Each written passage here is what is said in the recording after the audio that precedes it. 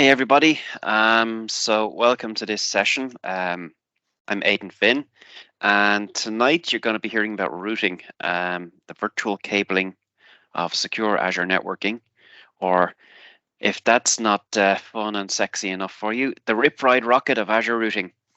Um, because I think it's a fun subject. Most people just think routing, ugh, how boring is that? And what do I really need to know about that stuff in Azure? But I promise you, it is pretty important, and I hope at the end of the session you appreciate that. So, who am I? I'm Aidan Finn, spelled with two A's in the Aidan. Um, and I'm a Microsoft Valuable Professional, or an MVP, with the Microsoft Azure expertise. I've been an MVP with various different expertises for 16 years. I own a company called Cloud Mechanics, which has been dormant since just before the pandemic. Though I am planning on waking that up. I've had a few requests and I have a bunch of vacation time to use. So I am going to wake up that company and start doing stuff again soon. My day job, I am a principal consultant for a Nordic consulting company. So I live in Ireland, and thanks to the magic of the cloud, I work with customers who are mostly in Norway, sometimes in Denmark or Finland, a little bit in Sweden. I've been working in IT for since 1996, which I did the maths this morning. That was 27 years. There's probably some of you here that aren't even 27 years old. So that's kind of creepy and scary. So I've been working with dinosaur technologies like Windows Server and System Center and desktop management stuff, like before Intune, before even System Center existed, when it was still SMS. And first dabbled into the space we're talking about tonight with a technology called Hyper-V, which appeared in Windows Server 2008. I was an MVP and wrote a few books on that stuff. And either 8 or 10 years ago, I'm not quite sure, I started working with Azure. And you can follow me on aidanfinn.com and on Twitter as @Joe_LA. Don't ask. So what do I want you to leave or disconnect from this session knowing at the end of it? I want you to understand the importance of routing. Understand, what routing does and why it's so important in an Azure architecture. Now, to do that or to get there, you're going to have to understand how routing really works and not how you think it works. Because a lot of people think they know how routing works in Azure, and then it turns out there's a bunch of things happening under the covers that they weren't aware of. Or there were implications on how it works that they weren't aware of. And then I want you to use that knowledge for good, not for evil. To steal a line from an old friend. I want you to be able to build secure networks and secure services, be able to build complex architectures. So I'm hoping the Lego blocks you get today will allow you to do some fancier things. And then understand and be able to troubleshoot some of the hard-coded tricks that Microsoft do to solve some of their issues. And we'll explain that a little later on. First thing you have to understand with Azure is that networking is different. The laws of physics are different. If you have been an on-prem network admin and you're working with Azure for the first time, and I encounter those people quite frequently during migration projects, they struggle with Azure networking. People who have a bit of concept of how networking works, so I want a route, I want a firewall, and I know what to ask for, they tend to learn Azure networking faster. So if you're a developer or operator who has some concepts of that stuff, you're going to learn Azure networking faster than the CCIE. I promise you, the CCIE is going to struggle because the laws of physics are different. It's like they've jumped into string theory and it's like, whoa, this does not work. A plus B does not equal C anymore. In on-prem, the flow of packets is controlled by a cable. It's quite simple. If a physical cable exists between A and B, the packet can go across that cable. And if there isn't a path across the cable, the packet can't flow. It's quite simple. So if I put a router in front of a firewall, and then the firewall's in front of the core switch, and my servers are behind the core switch, I know, for example, nothing from the internet can get to my servers. Simple. That doesn't work in Azure. And I hope to reinforce that. Packets go directly from source to destination. That's a bit weird for people. And we'll talk a little bit about how Hyper-V actually makes that work, because in case you don't know, Azure is based on Windows Server 2016 Hyper-V, not even 2019. So if you thought Hyper-V couldn't scale, ta-da, it scales. Wouldn't you ever thought it would? And if you want to know network security, you're going to have to know the stuff that I'm talking about today. Let's take a look at this reference architecture I found on Microsoft.com. Over on the left, we have, let's see if we can get the laser up and running here. Over on the left, we have an on-premises environment, which is connecting over a VPN to a network hub. So the hub is a transit network. Its job is, it's got a virtual network gateway that the VPN tunnel connects to. It's a firewall for doing network security and a bastion for RDPing or SSHing onto VMs. You can see some VMs on a spoke virtual network. That is peered or connected to the hub. So VMs here can route to this network and vice versa. So when an on-prem machine wants to communicate with the Azure virtual machines, we want traffic to go through the firewall. And it looks like it does, right? I mean, that's what's been drawn up. Everything goes through that firewall. If I implement exactly what's on that diagram there, packets will come in across the VPN tunnel, go straight to that load balancer on the spoke virtual network.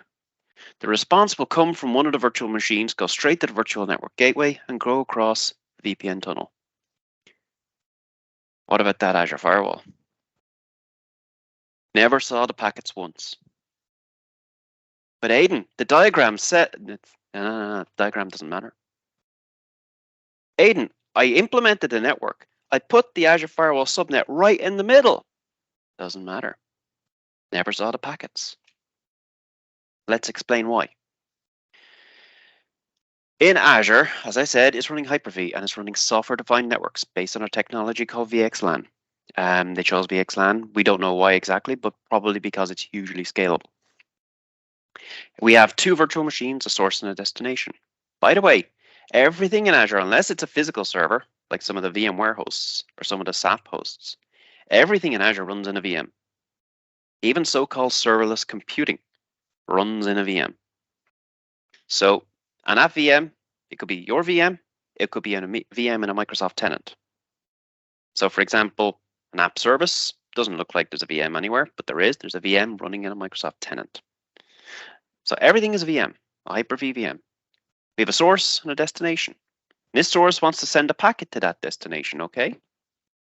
So that's what we think is going to happen. The packet is going to go through the NIC of the source virtual machine, go across a virtual network or a bunch of virtual networks that we've created in Azure, hit the destination NIC and go into the destination VM.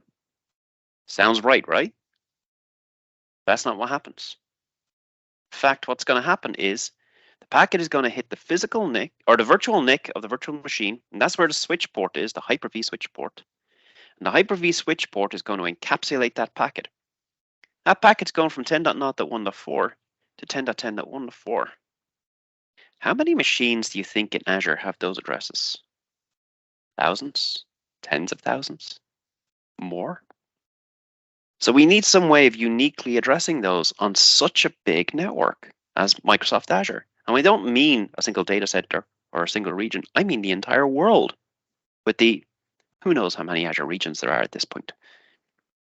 So the packet is encapsulated at the Hyper-V switch and now starts to include the source address or the address of the physical source NIC and the destination of the physical host.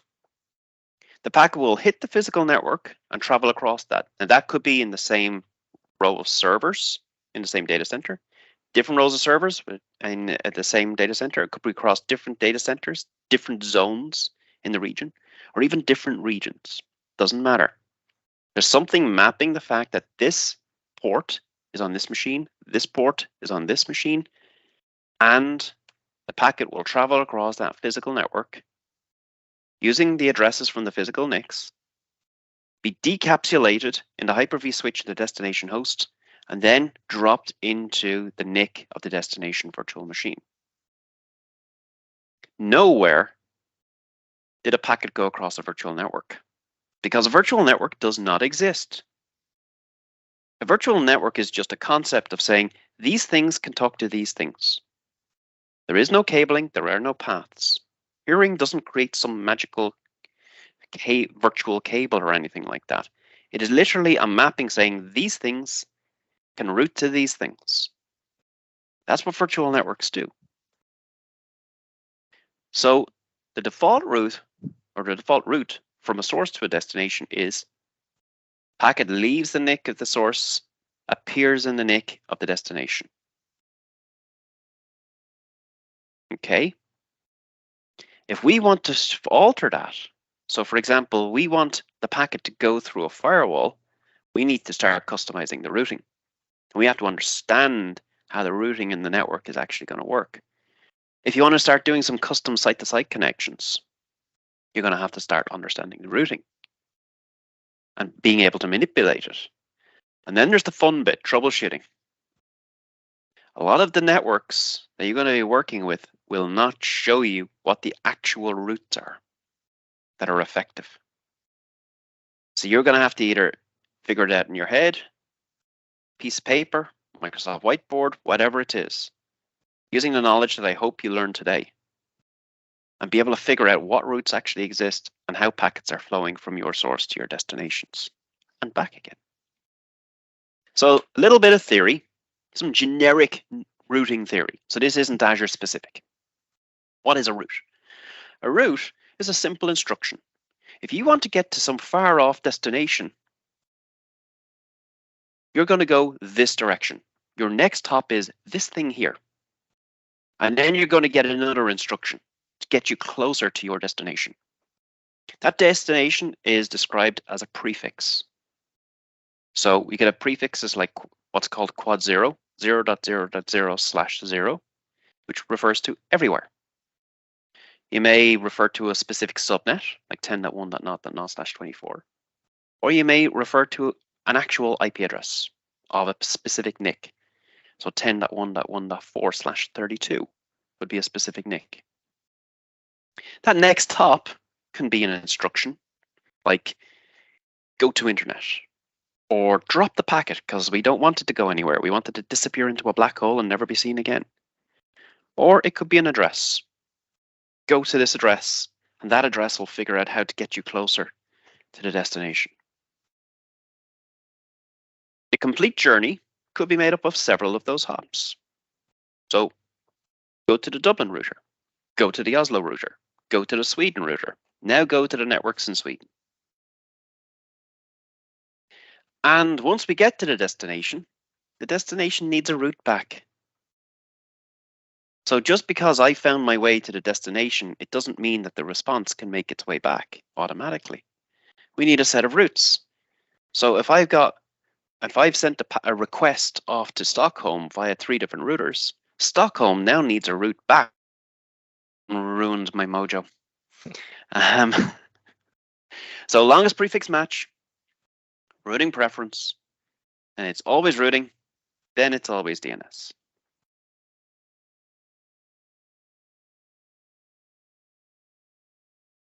Long as prefix match. What does that mean? How does Azure choose a route? So when a packet hits the NIC of a virtual machine, Azure takes over. So no matter what instruction you put in the guest OS of that virtual machine, you can only basically instruct the virtual machine what NIC to use when to send a packet if the virtual machine has more than one NIC. But once it hits the NIC, the Azure Fabric takes over. Whatever instruction the guest OS had is forgotten. So every subnet has a route table of some kind within the fabric. And those routes can come from multiple sources, and we'll have a look at that in the next section. That can mean there could be overlap. So we need to be able to figure out which route is actually going to apply. So we could have multiple routes that simultaneously could apply to a packet. So let's say I have a packet that I want to send to 10.1.1.4. And my subnet has a bunch of routes. So it's going to have one for quad 0, go to internet. That'll be there by default. We'll look at that in a while. There might be another one saying, hey, if you want to go to 10.0.0.0/16, I want you to go via peering. That applies too. Could have another one for 10.1.1.0/24, go via firewall. That applies. Then there might be another one at 10.2.0.0/24. Well, 10.2 it doesn't contain 10.1, so we can ignore that one. So which of those three green ones at the top will be used? Longest prefix match looks at all the possible matching routes and says, which one has the longest prefix? In other words,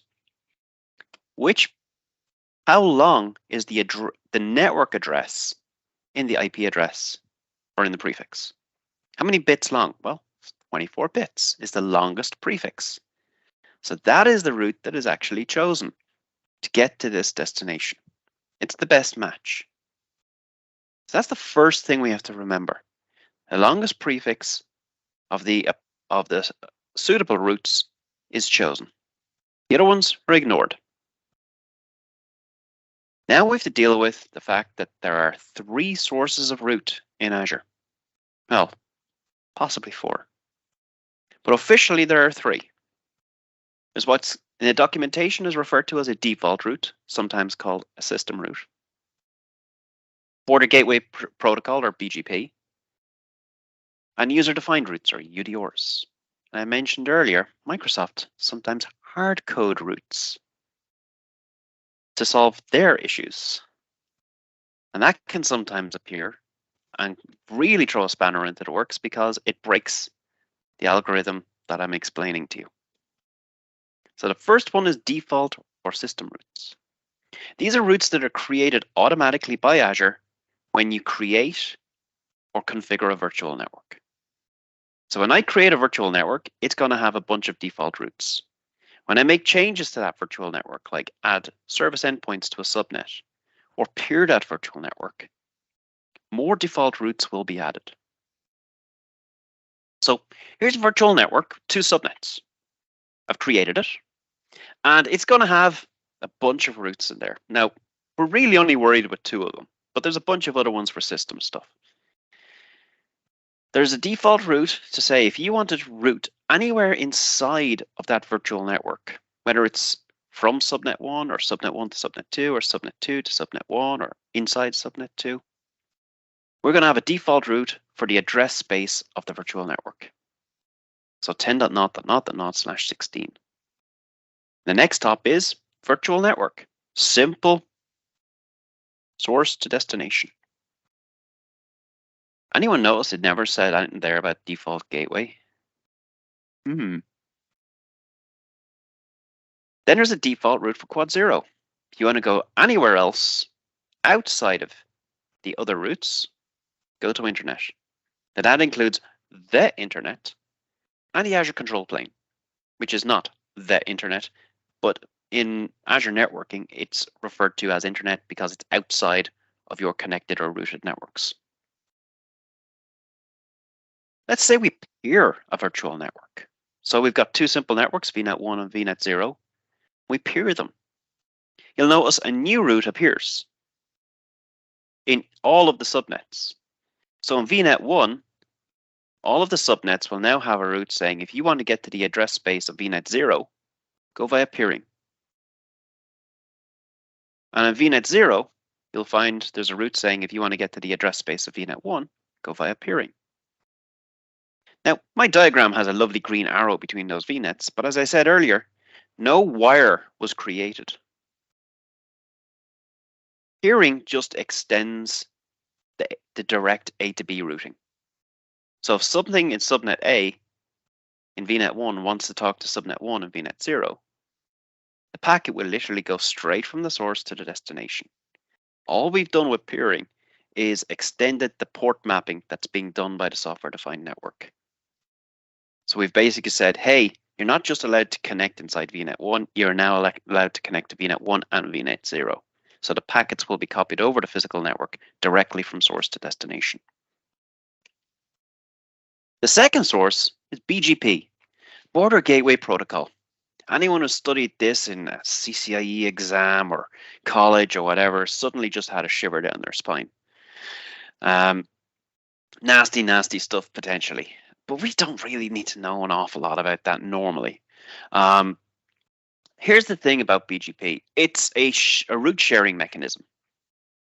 So I could have a set of networks in Dublin, and they will have a route that's created on a Dublin router, and the Dublin router will say to all its neighbors, all its peers, as they're called, hey, if you want to get to the Dublin networks, come via me.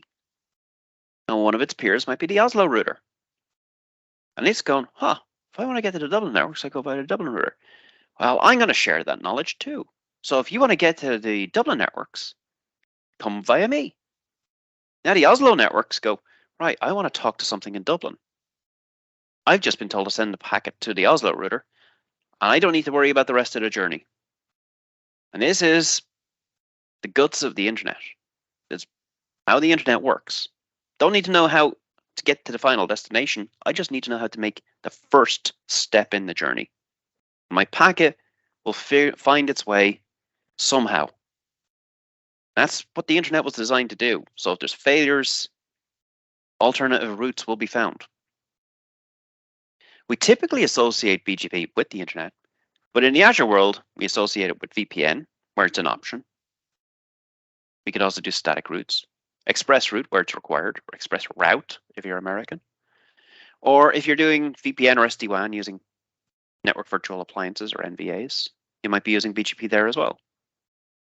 BGP is also used by something called Azure Virtual WAN, which we'll quickly look at a little later on. But let's look at BGP in the core scenario, which is site-to-site networking. And you might say, Aidan, we use static routes. I'm just going to tune out for a moment here. Don't. You think you're using static routes? You are using BGP, whether you know it or not. So here we have a network. It's going to be our hub, and that's called VNet0. There's a gateway subnet in there. We have an on-premises environment of 172.16.0.0/12. We are going to connect them, but let's have a look at the route table of the gateway subnet. It's like what I showed you earlier with a simple network. It's got a route to the virtual network, and it's got a route to internet. As soon as we introduce our express route or our VPN connection, look at that, a BGP route has been added. So we don't just have default routes now, we have a BGP route. So we have a BGP route to the address base or the address spaces of on-prem. The next hop is something called Virtual Network Gateway. The Virtual Network Gateway in the Gateway subnet. Let's add a subnet into VNet0. So we're going to put a firewall in there. I don't care what brand it is. We're going to put a firewall in there. And that subnet will have a route table. And look at what happens. The BGP route propagates out. But Aidan, I'm not using BGP. I've set up a local network gateway and I've done static routes. You're still using BGP. Guess what the local network gateway does? It injects those static routes as BGP routes into the gateway subnet and propagates them out. So yes, you might have done static routes, but Azure is going to use them as BGP routes. So you are doing BGP whether you know it or not. So those BGP routes are propagating out from the gateway subnet to the firewall subnet. Doesn't stop there. Let's add a spoke. So now I've got a spoke where I'm going to put some workload stuff. Some VMs, some app services with private endpoints, maybe an app service environment, Cosmos DB with a private endpoint, whatever it is. I've got a subnet, and that subnet has a route table. And look at the routes in there. So we've got 3 default routes. We've got a default route for virtual network. We've got a default route for internet. Oh, we've got a default route for peering because we've enabled peering. So the spoke is paired with the hub. And you'll notice the hub route table has been updated. So you can see a 3rd default route there for peering. The next hop is, well, if you want to get to the address space of the paired network, go via peering. But look in the spoke up on the top here. A BGP route has been propagated from the gateway subnet. saying if you want to go to 172.16.0.0/12 on-prem, you're going to go via the virtual network gateway, which is in the gateway subnet. So now, subnet 1, or anything in subnet 1, knows how to get to on-prem. Route to the gateway subnet, or send its packet to the gateway subnet over that A to B software-defined network, because under the covers, the gateway subnet is 2 virtual machines. Or sorry, the virtual network gateway is 2 virtual machines in a cluster, and the packet will go across the express route or the VPN connection. And so far, I've only talked about one direction. So the packets coming from on-prem, or the routes coming from on-prem into Azure. But when you enable this VNet peering with these settings, gateway transit and use remote gateway, the routes of all these spokes, or the prefixes for all these spokes, are picked up by the virtual network gateway and are propagated back to on-prem, assuming you're doing BGP on this connection here. So now on-prem knows about all your spokes.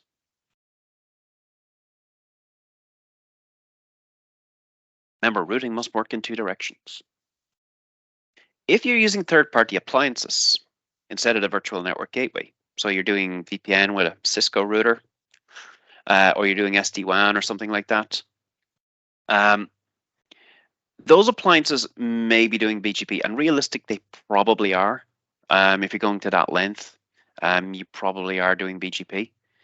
But without help, those devices can't propagate their routes into the virtual networks. So you're going to get into some nastiness where you're going to have to configure what we call user-defined routes, which we'll talk about later, to say if you want to get to on-prem, go via these appliances. Or you can use a relatively new feature called Azure Route Server. Now, I say relatively new. It's actually been around for, I would say, 5 years. But as customers, we've only been able to obviously deploy it for a short amount of time. The technology actually, it comes from the heart of Azure Virtual WAN and was broken out for NVA scenarios.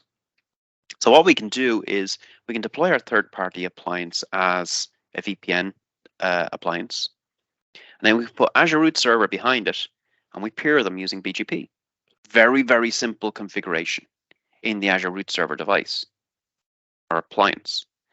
And now when the third-party NVA gets routes, it will communicate them with Azure Route Server, which will then write them in via BGP into our virtual networks for us. And when we do any peering to create spoke networks, the Azure Route Server will pick up the address spaces of those spokes and share them back with the NVA so we can propagate them back to on-prem. Really handy. Azure Virtual WAN, I mentioned earlier, it is built on BGP. So I used to be a big advocate of Azure Virtual WAN. Last year, during a fairly big proof of concept, it turned me totally off because Virtual WAN is a mechanism where we try to build a hub network, but we basically turn it into a platform service. We say, hey, Microsoft, you know how to do that stuff. You do it. You run that hub in one of your tenants, and we'll just use it. We'll configure some settings, and we'll use it. But the problem is, architecturally, it's very rigid. And when you start doing stuff that Microsoft didn't envision, it doesn't work very well. And unfortunately, some very common scenarios were not part of their original vision. Like, for example, I want all my inbound and outbound stuff to go through my firewall. That wasn't part of their core concept. And unfortunately, virtual WAN can be, quite complicated and troublesome. But it is based on BGP. In the hub, we have route tables. We can create additional custom route tables. The route tables learn the routes of the spokes. They learn the routes of on-prem, and they propagate all around the place. And we can use custom route tables to create different islands of routing as well. But it's all based on BGP.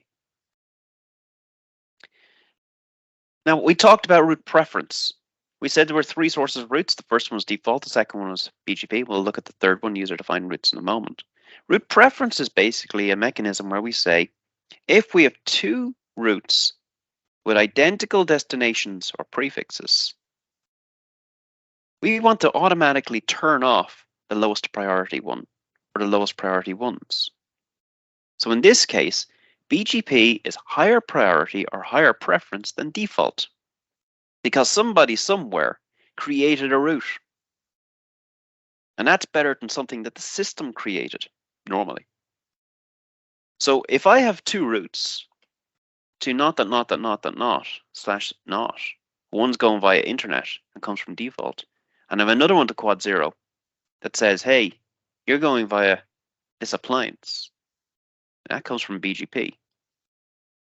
The BGP one is kept active. The default one is automatically made inactive as soon as the BGP one appears. So now, any route packets trying to get to internet are going to go via that appliance. Why would you do that? You might not want to do that deliberately. We'll look at a scenario. I believe it's in the slides later on. The third source is user-defined routes. And this is where we, as the Azure administrators, operators, or devs, are saying that we want to customize the routing. We want to have control over a specific flow. So the process here is we will create a route table. It's an Azure resource. We'll associate that route table with a subnet, and we'll put routes into that route table. That will now customize the flows of packets from that subnet. A good practice here is that a route table is only used with one subnet. So if I have 10 subnets where I want to configure route tables, I will create 10 route tables. There's no cost to route tables, so don't worry about that. The features of a route are actually pretty simple. It'll have a name, ideally something descriptive. It'll have a destination type. So that destination type could either be an IP address or a service tag. The IP address, well, it's a prefix. It's a quad 0, 10.1.0.0/16, so a subnet address. Or it could be a specific address, like 10.1.5.4/32. The IP address of some virtual machine or database or whatever it is. A service tag, it resolves to IP addresses, but we don't need to know what they are. So if I want to say that my destination is some specific Azure service, like API management or Power BI or Windows Virtual Desktop, I don't need to know what the IP addresses are for those. I can basically just use the service tag, same as we have in NSGs. We have next hop type. So I'm going to this destination. How do I want that packet handled? It could be go via the virtual network gateway, which we talked about a few moments ago. It could be route via the virtual network. Force it out to internet using either a public IP address that the appliance or the virtual machine has, or via a automatically generated one if I don't have a public IP address. It could be drop the packet using none. Make it disappear in a black hole, never to be seen again. Or the interesting one, virtual appliance.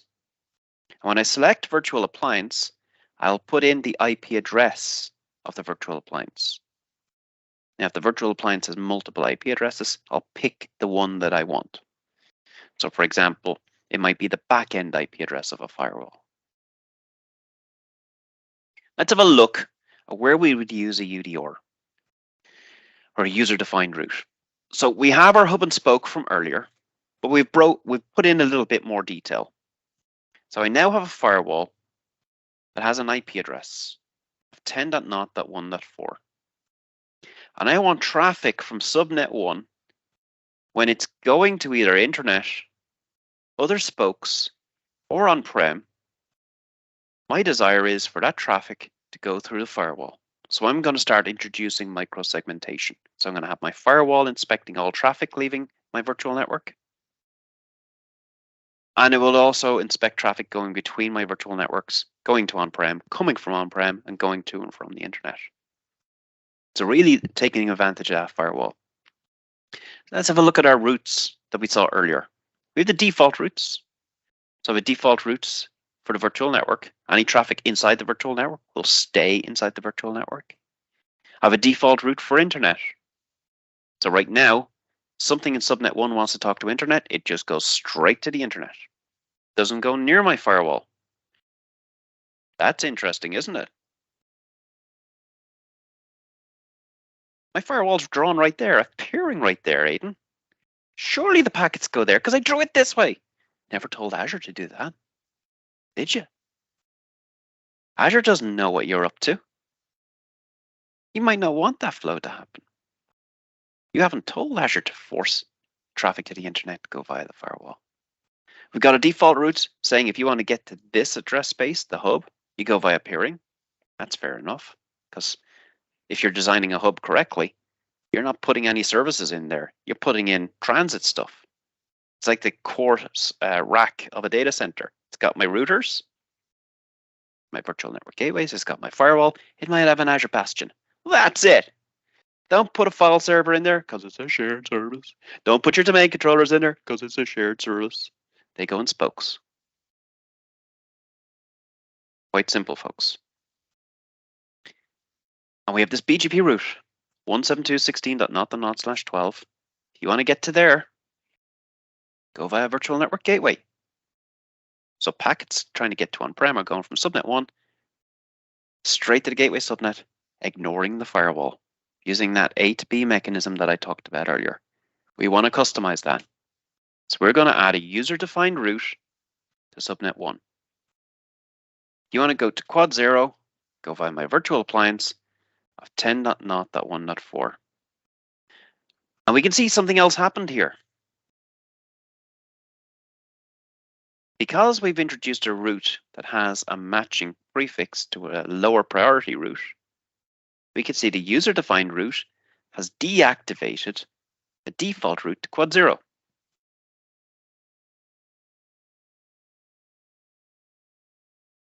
And now, any packets going to the quad 0 route will go via the firewall. Okay. I wonder if anyone sees a problem yet. There's a secondary purpose for a route table, and that's to control BGP propagation. So if you open up a route table, you can go to configuration. You'll see this little doodad here. Do I want to propagate gateway routes? Yes or no? So when we had that peering configuration, so we said, I'm going to create a spoke, I'm going to peer it, I'm going to share my gateway from the hub, and the spoke is going to use the gateway. BGP routes started propagating to my spoke subnets. And we can disable that propagation. I want you to look at that BGP route that propagated because of that peering configuration. It says if you want to get to on-prem, go via virtual network gateway. What happens if I want to route to 172.16.1.4? What route's going to be taken? Surely the user-defined route, right? Like in all that Microsoft blogosphere you see out there? No. Longest prefix match will tell you that 172.16.1.4 will take this route here. Because that's a 12-bit prefix, that's a 0-bit prefix. So my packet going from to on-prem will go from subnet 1 to the gateway subnet, ignoring the firewall, and go to on-prem. Again, doesn't matter how I've drawn out my diagram. Those are the laws of physics that apply here. So we are going to use that little setting to say, do not propagate my gateway routes, and the BGP route is gone. Now the quad 0 route takes over. So if I want to get into 172.16.1.4, which route applies? Not that one. Not that one because it's inactive. Not that one. It's this one. So I've got to manage my routing correctly. But something's still not right. The routing must be synchronous, and right now it is asynchronous. The spoke knows how to get to on-prem. It's been told to go via the firewall. But what about the packets coming from on-prem that is spoke. Here's a little nugget of information for you. If you're ever interviewing for InnoFactor and you find out that I'm interviewing you, either know this stuff well or never mention that you put a firewall into a customer network. Because if you did, I'm going to drill into you to find out if you really knew what you were doing. Did you really do that firewall? Or were you just there when someone else did? Or was it an accident that the firewall ever saw any packets? Right now, there's asynchronous routing. Subnet 1 knows to get to on-prem, it's got to go through the firewall. But when packets come from on-prem to the gateway subnet, how are they going to route to Subnet 1?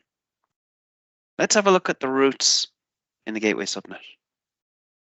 We have this default route that says if you want to get to 10.1.0.0/16, go via peering. But Aidan, the firewall's right there. It's in the middle of the diagram. How do packets travel in Azure? Directly from A to B. Do not pass go. Do not collect 200 euros. Straight to subnet 1. Remember, the firewall is somewhere else. It's some virtual machines that are somewhere else. So we need to manipulate that. Aidan, I'm going to be clever. I'm going to have a bunch of spokes, right? And I'm going to put them all in the same /16 or /8 address space. I'm going to create one user-defined route here. Okay? On the gateway subnet. Don't tell anyone. I don't want this to break out. This is my trademark. I'm going to create one user-defined route that says if you want to get to the address space of all my spokes, go via virtual appliance of 10.0.1.4. Go via the firewall, and I could put in 500 spokes there, up to the max of a hub and spoke architecture. And that's it. One little thing. I'm a genius. Did we remember longest prefix match from earlier on? If I want to send a packet to 10.1.1.4, which of these routes here that are applicable, so we've 10.1, 0.0, 10.0.0/8, the one with the longest prefix match that matches is this one, the default route that was created for the peering connection in the first place. So I have to keep it in my head. Every time I create a peering connection, there is a default route that says if you want to get to the address space of the peer, the route will say go via peering. What do I need to do? I need to make that route inactive. So the way to do that is to create a user-defined route with a matching prefix. So I will create a user-defined route with the prefix of spoke virtual network. The next hop be the virtual appliance. And now that is the only route to get to VNet 1. Because the default route for the peering is now inactive. It doesn't exist effectively. And if you have 500 spokes, you'll need 500 of those routes. So there's a bit of code to do there if you're doing IAC. And if you're clever, you actually put that into the code of the spoke. Don't put that into the code of the hub. And if you're doing it manually, well, you have a bit of manual work to do. So, might have seen it earlier, but let's just reiterate this. We had routing preference. BGP, we learned, deactivates any matching route that is default. User-defined route, or UDR, deactivates any matching route that is either BGP or default. So user-defined route is, hey, we're the Azure administrators or operators or developers. We know best. We want to customize and we want to take control. So we don't want something that was propagated from BGP. We don't want something that was created by the system. We know better, or we should do. So you can see this example. We have 3 routes here. One to quad 0 that was default. Another one's quad 0 that was BGP. Finally, we've one that's quad 0, it's a UDR, and it's the UD order that remains active. The other two are automatically turned off by the Azure Fabric. So, sounds like there's a lot there. How do we do troubleshooting when we create all this stuff? An interesting one is if you use Azure Firewall. And here's a funny story. I had a customer who was going to need this feature really badly, a university. And the day we started their project, it was the day this feature went GA. I remember the project was starting on the first day in January after the Christmas break. And I was crapping myself over the Christmas break. The first thing I did that morning was look at my RSS feeds, and there's an announcement from the Azure Firewall team saying, this feature is now available. And I was like, woo, that was some beautiful timing. That project went really well, thanks to that feature turning up on that morning. What is this? So there is a default behavior in the Azure Firewall that if any packet is going to a public IP address, or what's called a non-RFC 1918 address. So what are the RFC 1918 addresses? 192.168.0.0/16, 172.16.0.0/12, 10.0.0.0/8. Those are the RFC 1918 addresses. But there are some customers out there that are either very old or very huge that use public IP addresses on their internal network. Who does that? Universities, transport companies, and government. Universities, I have the pleasure of working with some Norwegian educational institutions. They were some of the first organizations in Europe to be on the internet because cables came over the North Atlantic through the North Pole from Canada and America. And where did they land? Closest bit of land they could, which was Svalbard, which is some islands in the North Pole that are owned by Norway. And then from there down to Norway, where America and NATO had significant investments to protect themselves against Russia, or the USSR as it was back then. So they just did what they did. Hey, here's a Class A address space, a /8. Use it privately. And that's what they did. But the Azure Firewall, when it sees an address going to a public IP address, forces it to the internet. Even if there is a route to say, go over private addressing, go over my express route, go over my VPN, it will force it to the public IP address. So a few years ago, the Azure Firewall team introduced this feature where we could do private IP address ranges for SNAT. And we basically say, hey, we want to control the IP addresses that are being used privately. So we can define what they are. You can see it in the diagram where I've said, okay, we've got the usual ones, but hey, we happen to be also using these public IP addresses privately. So don't force them out through the public IP address or addresses of the firewall. Just route them through the normal mechanisms. Let the subnet that the Azure Firewall is running in, the Azure Firewall subnet, let it decide the routes. So we also have another preview feature where we can configure Azure Root Server when it's talking to third-party devices over BGP peering to say, hey, I've learned these public addresses that are being used privately and feed that into the Azure Firewall as well. Express route, express out if you're American, is built on BGP. So BGP is forced on you if you're using this. And you can see what routes are being propagated using it. I love this feature. It has saved my bacon on a couple of projects. And it's one of these things that I would suggest introducing Azure Monitor to monitor the number of routes. And if it changes too much, generate an alert because somebody's done something bad. And suddenly you're not going to be able to communicate with on-prem or with the WAN or whatever it is. There are different views. So if you go into an express route circuit and then go into the private peering, you can have a look at the ARP records to see the routing history. You can see the route table, or you can see a summary of routes from the different sources. Do use log analytics to monitor this. And here's one I mentioned earlier. So when we were talking about BGP disabling or deactivating default routes, I had a weird one where I said, if you wanted to go to quad 0, go via a private IP address of some appliance.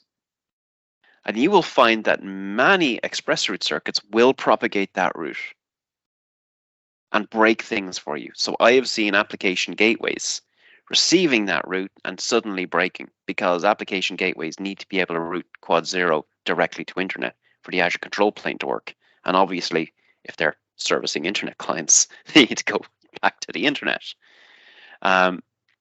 So in that situation, the way to deal with that when ExpressRoute does propagate that route is create a user-defined route that says quad 0 goes to internet.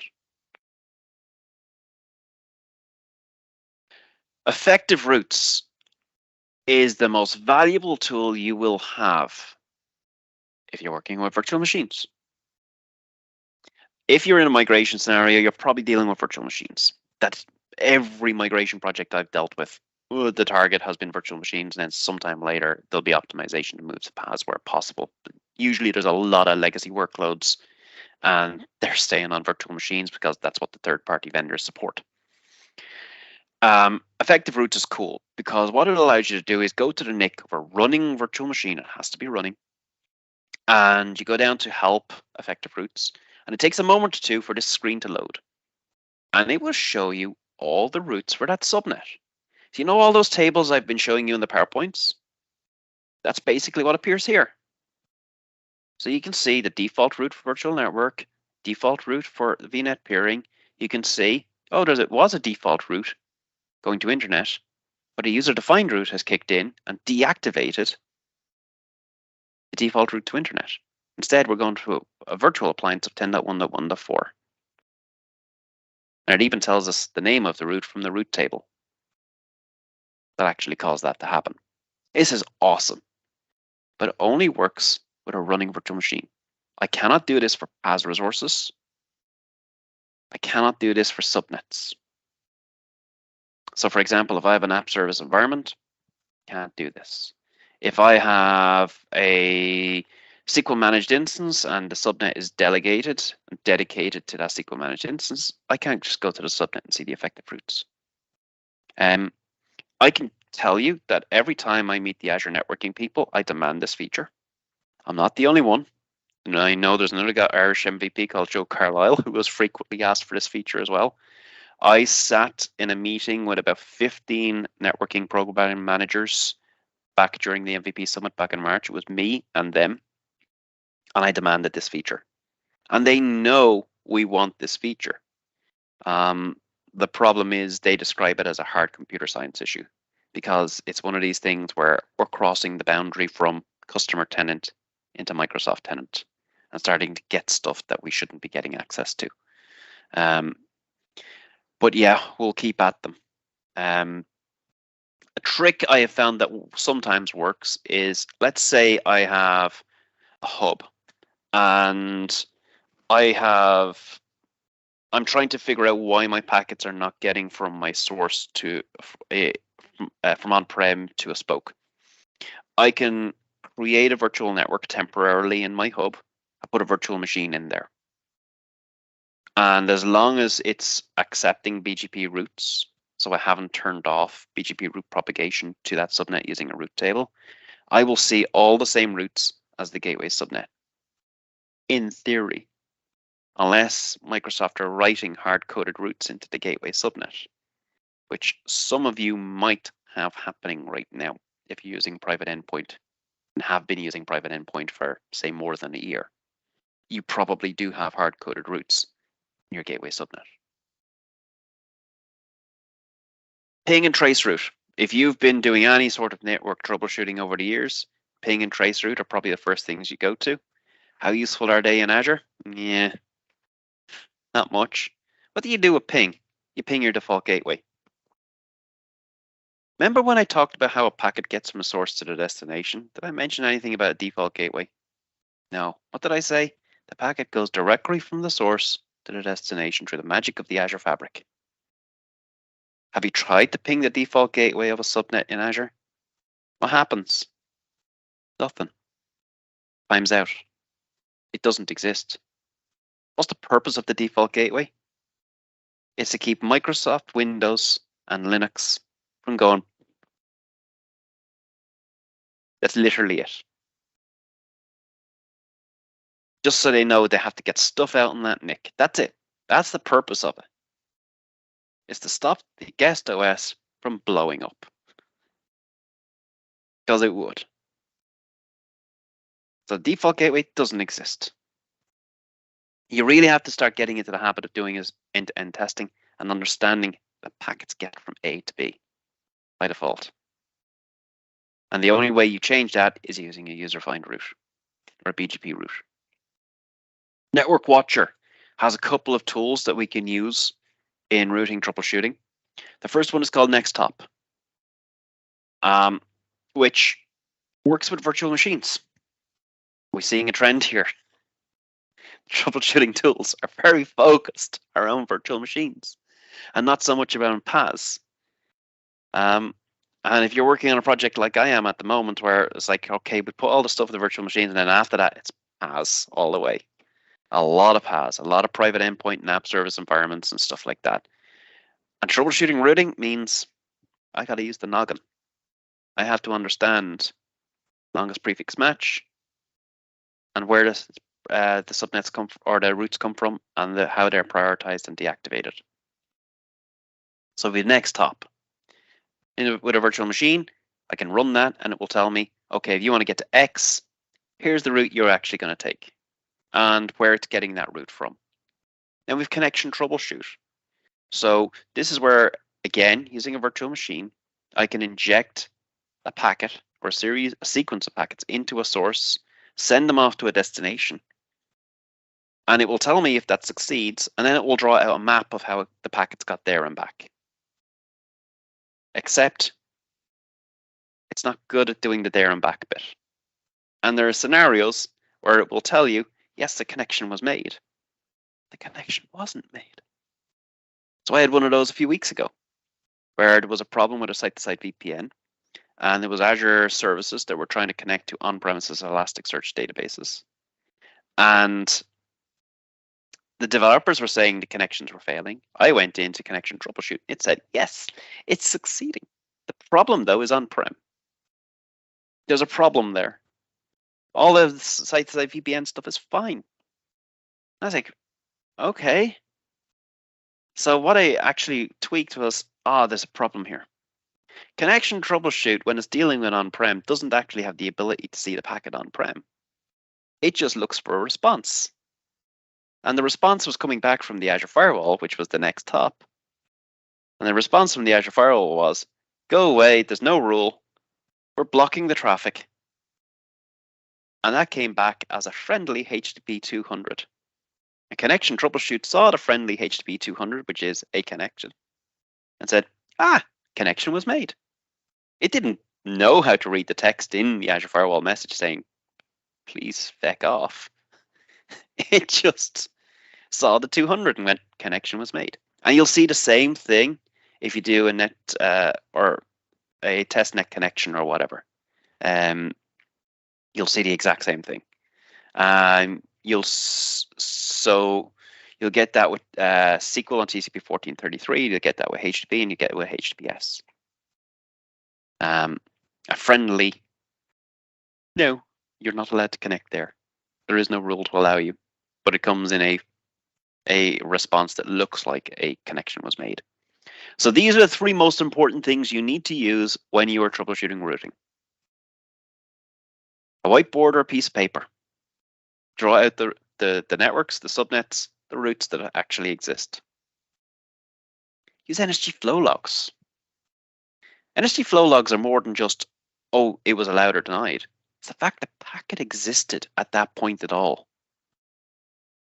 And where is an NSG flow log actually triggered? People have this thing, and I've associated an NSG with my subnet, so it's actually the subnet that's seeing the packet. No. NSGs are a feature of Hyper-V called portacle, which is implemented on this virtual switch port. And here we go into some level 400 Hyper-V stuff. The virtual switch port actually exists on the NIC, not on the virtual switch, because it's got to deal with the fact that the virtual NIC could live migrate from host to host. So the switch port and its portacles have to move with it as well. So an NSG, which is implemented as portacles, is actually implemented on the NIC. So if I have something that's, got a NIC or connection to my my subnet, and there's an NSG associated to that subnet, and the NIC supports flow logs, then I will get a trace of the packets sitting there. Also my Azure firewall or my third-party firewall, just to see that the packets have actually gone through. So those are usually my first two hits. Did the packets make it from here to here?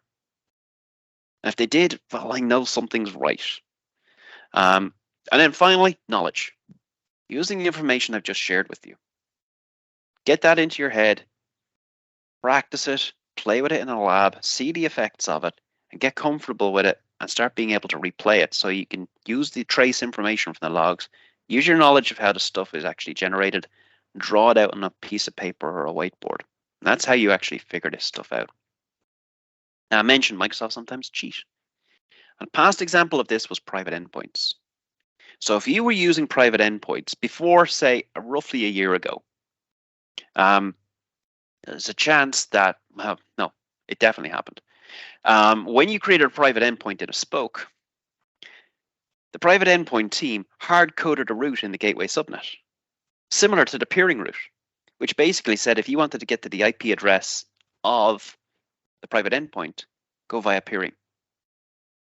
So even though I was clever and I put in a route for my spoke saying, hey, if you wanted to get to the spoke address, longest prefix match would come in and say, hey, there's actually a /32 route here that matches the private endpoint. Go via peering. Don't go via the firewall. So the fix for that back then was create UDRs for every private endpoint in the gateway subnet. And then we had a problem because there's a max number of routes that you can put into a subnet. It's either 400 or 500. I can't remember off the top of my head. So if you had a lot of private endpoints, so you're a large enterprise, or like a really large enterprise, this one sucks. So what's the fix? The fix was actually released roughly a year ago, which is in the subnet where you were doing your private endpoint, we used to have to turn on these policy features. You don't have to do them anymore. Those policy features disable the UDRs in the subnet where the private endpoint was, and they disabled inbound processing of NSG rules on that for that private endpoint as well. So now we don't need those policy settings anymore. If you turn off those policy settings, UDRs will now work in that subnet. NSGs will now work in that subnet. That hard-coded route will disappear from the gateway subnet. So Luke, hopefully that one will help you. You don't need those policy settings in those subnets where the private endpoints are. If you do have weird things happening like that, what I would say to you is try to figure out, use your theory, use your whiteboards, etc. And if you still can't figure it out, contact support. And I'm sure that will go really smooth and quick. As any of us who've ever dealt with support, those of us who are MVPs on the call will have seen what I've done to go around, short circuit the system. And there's a few MVPs. In fact, most MVPs actually do that. They open up a support call and then we just go straight to the product group saying we have a support ticket. Please take it away from the support people. Another interesting feature is Azure Virtual Network Manager. It's still in preview. It's a very early days product. I would not recommend using it in production yet, but it is there. It does two things. The first is it can build a hub and spoke architecture for you based on a policy. So when you create virtual networks, if they are targeted by your policy, they'll automatically be peered to your hub and start routing to your hub. The problem with that is it doesn't understand the concept of next hop. So I can't put a firewall in the hub and force the traffic through the firewall.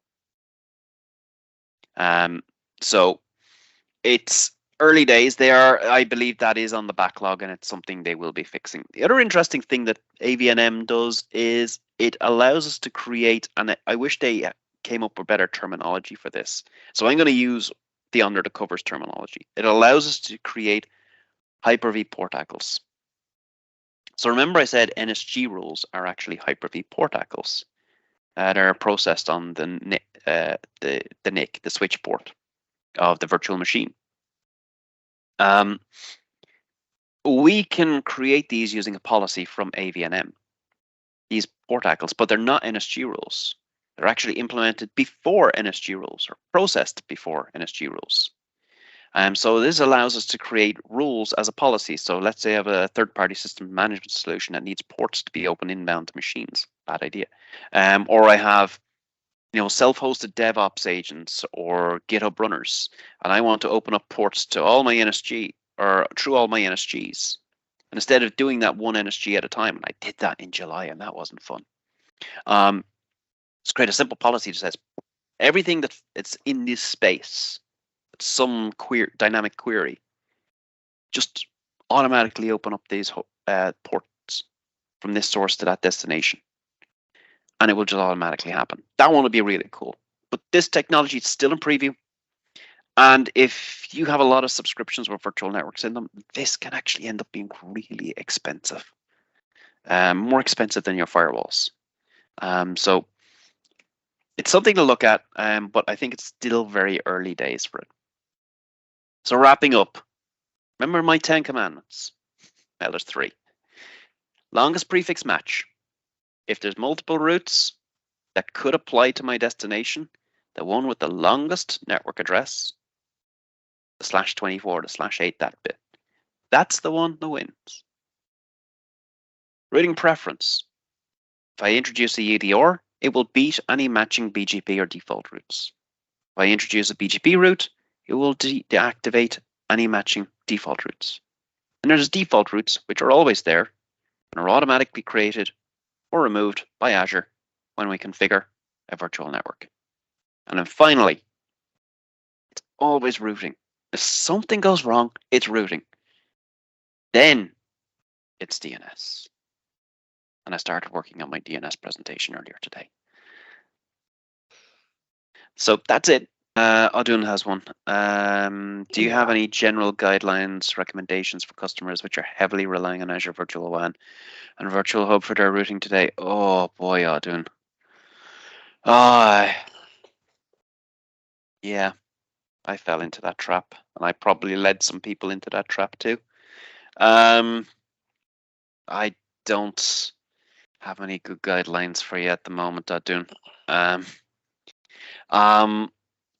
One of the things to probably start looking at is routing intent, which was gradually introduced to the Azure Fabric starting around this time last year and became generally available, I think, around February or March of this year. Actually, it was probably March. That's probably the thing to look at. But there's so many gotchas with vWAN Hub. Like I was talking to a friend last week at the Experts Live Europe conference, and he needed that routing intent feature. And as soon as he turned it on, his solution for doing route overrides for things like Azure Bastion in a spoke, because the only way you can actually deploy a shared Azure Bastion in virtual WAN is in a spoke, suddenly that broke. And he couldn't create the necessary overrides that he needed for the control plane of Bastion. So I don't have good answers for vWAN other than try get off it, but don't tell the vWAN people I said that. That'd be the advice I'd have. Barry's asking, can I explain Azure DNS Resolver? The Azure Private DNS Resolver. First comment is it's really expensive. It's cheaper to run a pair of even Windows VMs as DNS servers, and they'll give you more configurations or possibilities and stuff.